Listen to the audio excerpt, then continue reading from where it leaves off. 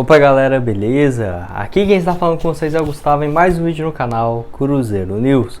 Bom, no vídeo de hoje eu quero falar assim com vocês a respeito da nova direção do Cruzeiro, que deve ter algumas mudanças para esse diretor técnico e tudo mais, diretor executivo de futebol, onde o Pedro Martins deu algumas informações nessa última quinta-feira. Quero falar também com vocês sobre o fim do Transfer Ban, onde o Farley Meira, lá no seu Twitter, trouxe algumas informações importantes falando sobre como o Cruzeiro vai pagar nesse Transfer Ban, que eu quero dar aqui alguns detalhes para vocês. Quero falar sobre o Rafael, que teve a apresentação dele, de forma oficial no Cruzeiro já na tarde dessa sexta-feira, que tem algumas novidades. E o que ele disse a respeito dessa pressão, de substituir o Fábio. Achei bem interessante essa entrevista coletiva.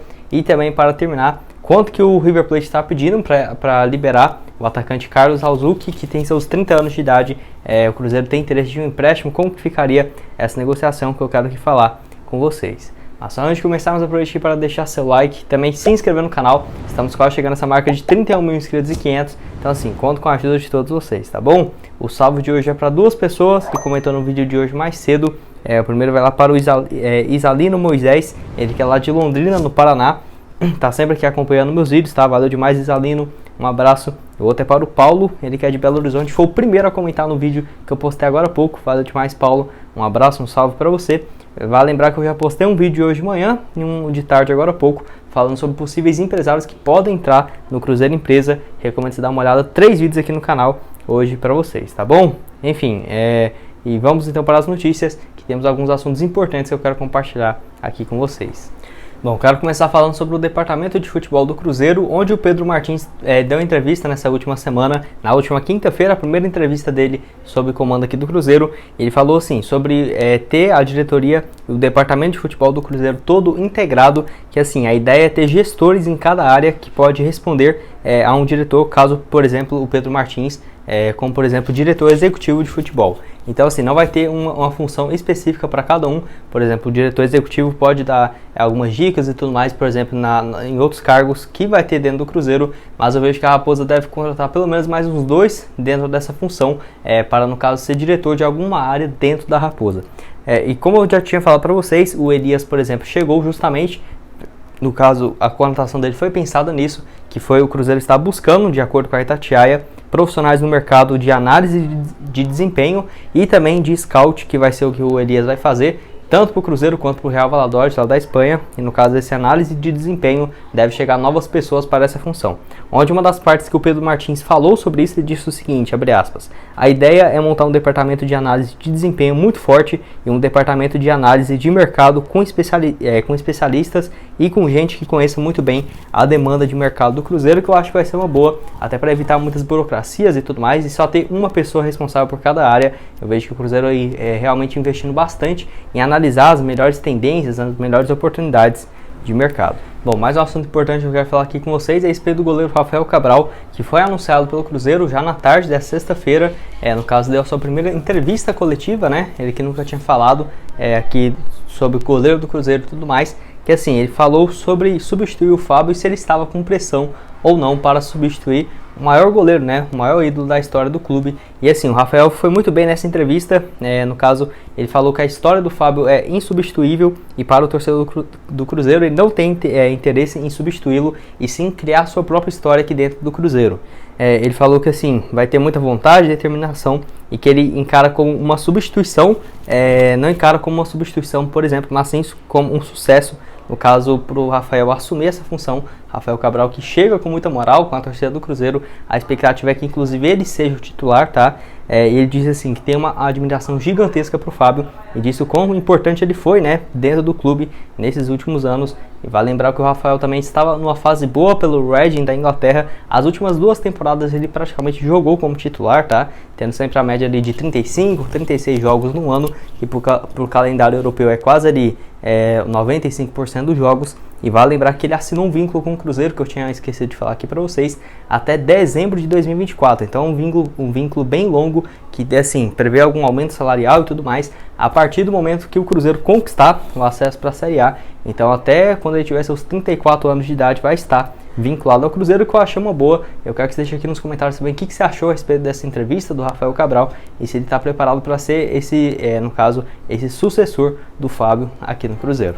Bom, mais o assunto que eu quero falar aqui com vocês é a respeito da contratação do Cruzeiro, né, que tem interesse na vinda do Carlos Alzuki, que tem hoje seus 30 anos de idade e pertence ao River Plate, onde no caso o Samuel Venâncio, também da Rádio Tatiaia, trouxe algumas informações importantes lá no seu Twitter, que eu até tinha falado um pouco no vídeo de hoje de manhã, mas eu quero falar mais um pouco aprofundado em relação a isso. No caso, essa notícia que veio lá do Germán Garcia Grova, que é no caso um cara especialista em notícias do River Plate no futebol argentino, e disse assim que o Cruzeiro quer o Carlos por empréstimo e com obrigação de compra, mas somente se o Cruzeiro subir. Então assim, foi especulado inicialmente que o Cruzeiro até contaria com a ajuda do River Plate, que o Cruzeiro queria dessa ajuda para pagar os salários. Eu não acho que o River Plate deve emprestar nessas condições, acho bem difícil sair negócio, mas por exemplo, o Cruzeiro conseguindo um jogador de empréstimo e tendo a obrigação de compra, se conseguir o acesso, seria sem dúvidas o melhor dos dois mundos, né? Eu acho que o River Plate não deve aceitar. Eu vejo que assim, se o Cruzeiro pagar um valor agora e depois combinar um valor fixo ali, se subir, né, no caso, eu vejo que teria mais possibilidades. Na minha opinião, poderia ser um grande jogador para chegar aqui para o Cruzeiro, até mesmo sendo titular absoluto, tá?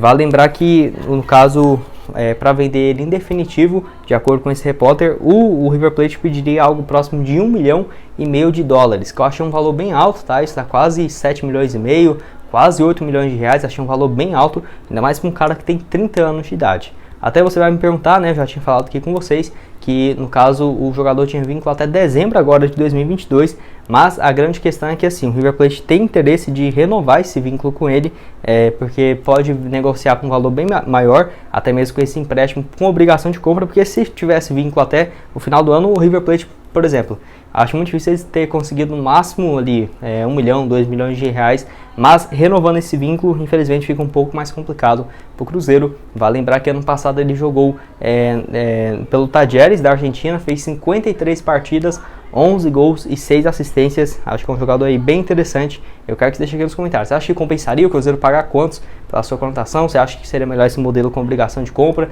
somente com acesso? Quero que você deixe aqui a sua opinião e a análise nos comentários. E o último assunto desse vídeo é a respeito do Transferban, onde temos algumas novidades lá no caso do Farley Meira no seu Twitter, um cara que assim tá sempre bem atenado a notícias do Cruzeiro, onde ele postou ali por volta, no caso das 3 da tarde, 3h30, falando assim, resolvido, asterisco, mais tarde, mais detalhes em instantes. Aí passou uma hora, por volta das 4 horas, ele disse o seguinte, abre aspas, tweetou o seguinte: o Cruzeiro já resolveu a situação do Transferban e o anúncio oficial será feito.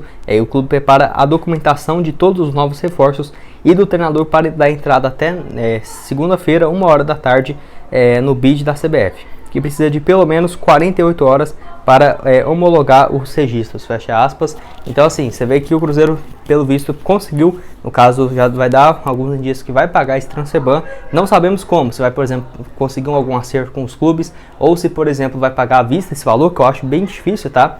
Não sei se compensaria muito, o Ronaldo deve ter insistido bastante em uma negociação, mas de acordo com o Farley Meira, essa notícia que vai ser divulgada em breve, que o Cruzeiro vai pagar o Transferban, já está tudo acertado. Então aí vamos aguardar agora para ver outras notícias de outras fontes, como por exemplo do Samuel Venâncio, que está mais dentro do clube, do Globo Esporte, do Super Esportes, enfim.